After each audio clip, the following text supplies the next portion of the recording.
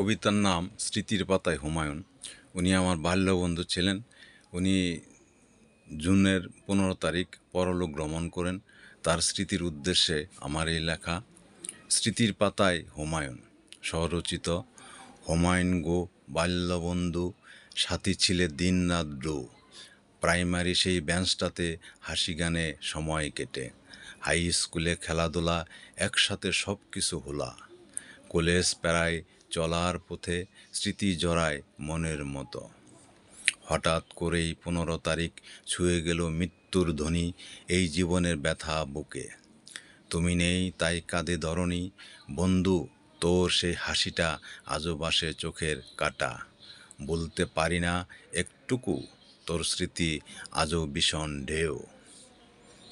তুমি নেই তবে তোর চিহ্ন থাকে বুকে অশ্রু বিন্দু।